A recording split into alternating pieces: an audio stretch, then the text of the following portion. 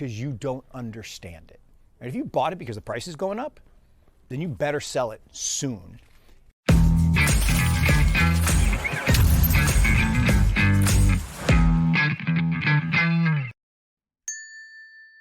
Look, approving a futures ETF, and you can go back to approval of the creation of the futures the first time, December 18th, 2017, was the dead top, right? And there's a reason for that, is when you can create something out of thin air, whether it's money, right, like my shirt, or whether it is a barrel of oil, a brick of gold, or a Bitcoin, that creates a problem with supply. In the old days, if I want to sell you a barrel of oil, I actually had to have a barrel of oil that I controlled. I couldn't just say, oh, well, I'm going to make a paper barrel of oil and sell it to you. And as long as we settle up before I have to deliver it, I'm all good. So if you look at oil prices, they're super volatile, particularly when they spike because people just keep issuing new paper barrels of oil. And then you're prone to a period of speculators coming in and pushing the price down through shorting.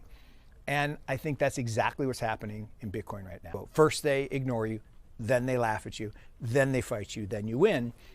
And 2009 to 15 was first they ignore you. Like a bunch of nerds, geeks, who cares? It's nothing. Science project. Then it's they laugh at you. So 16 to 21, look at those nerds and geeks and their magic internet money, ha ha ha. Well, now 2022 to 2027 probably is then they fight you. And the fight, I mean, it's gonna be a bitch. I mean, it's not going to be fun. And everyone's like, well, no, I mean, they're gonna rally around it. No, they're not. The banks are being disrupted, and that's good, right? I mean, innovation and technological disruption is a positive for society. We're gonna take $7 trillion of waste that exists in the traditional financial markets and liberate that, which is good.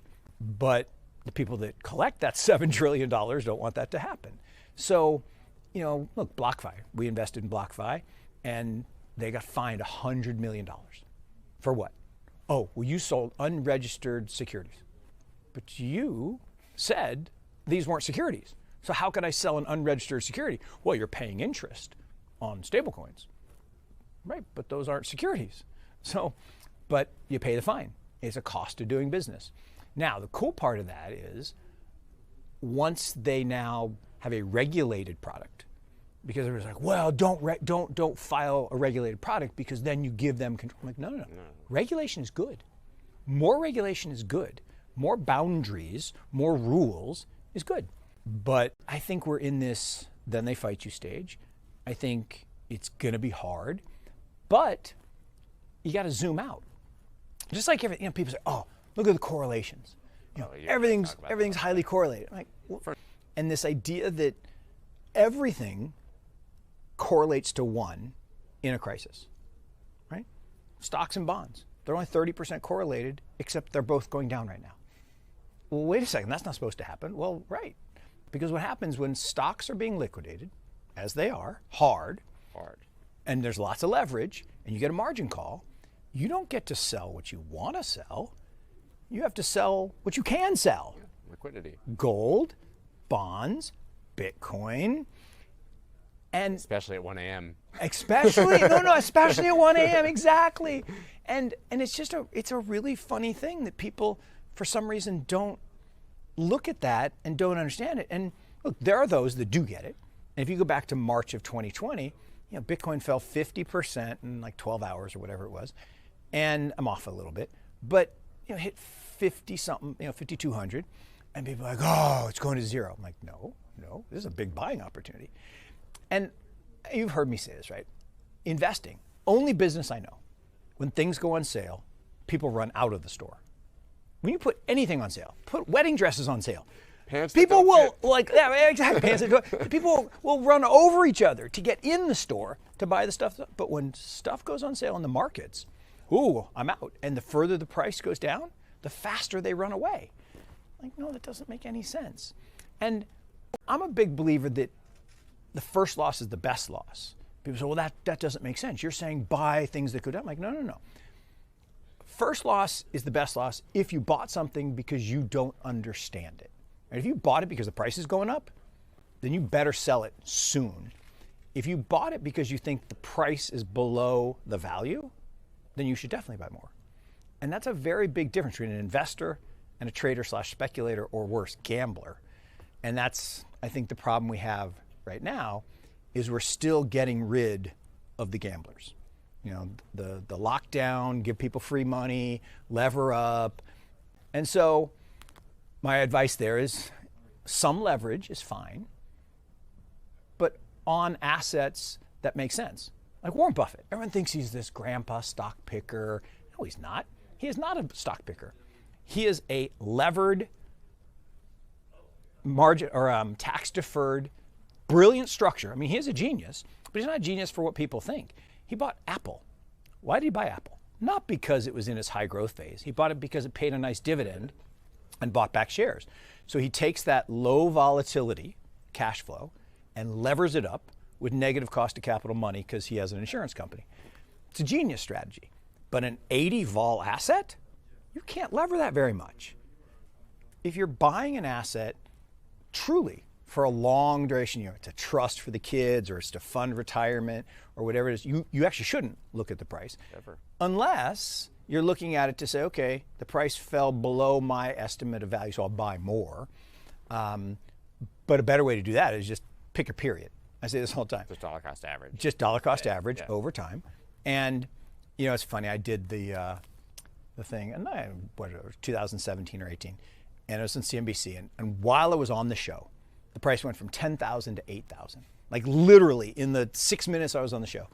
And Melissa Lee says, you know, what should I do? I'm like, buy it. And just the look of incredulity. And she said, well, you just say that no matter what the price, even if it went to 5,000. I'm like, yep, I would. Buy it today, buy it tomorrow, buy it next week, buy it next. Don't buy it all at once. Don't ever buy it all at once. In the old world of innovation, where it was pretty localized, you know, each jurisdiction had their set of rules and regulations because nation states mattered and borders mattered. That changes in crypto because now nation states are not quite as important. Borders don't really exist. I mean, what is the border of the metaverse? And if you think about, take China. China says, I'm going to ban exchanges, 2017.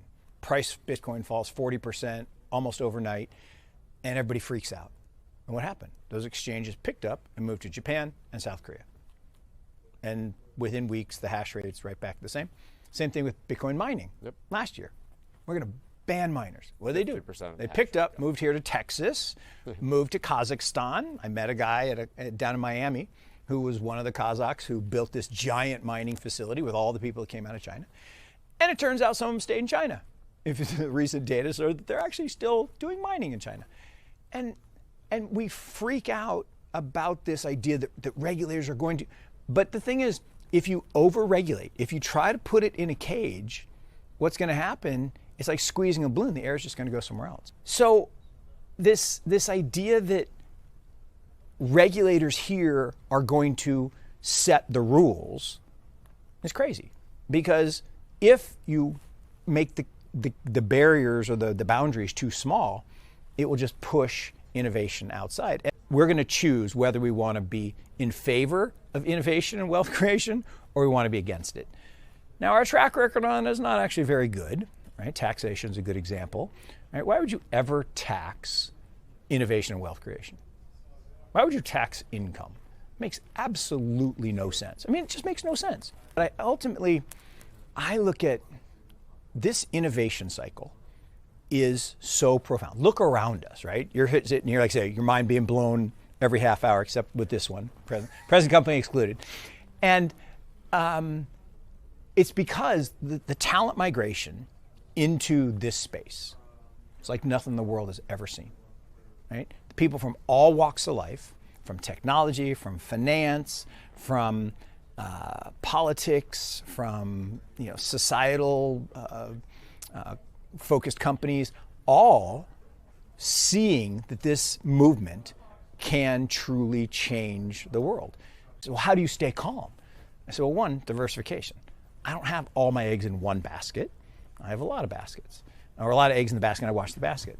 Two is constantly dollar cost averaging and rebalancing, selling the stuff that goes up and buying the stuff that goes down when it's cheap. And then there's just a discipline to wanting to focus on where the innovation is happening. This innovation is an asset class. And the amount of innovation in this space is, again, it's unprecedented. It's because the talent migration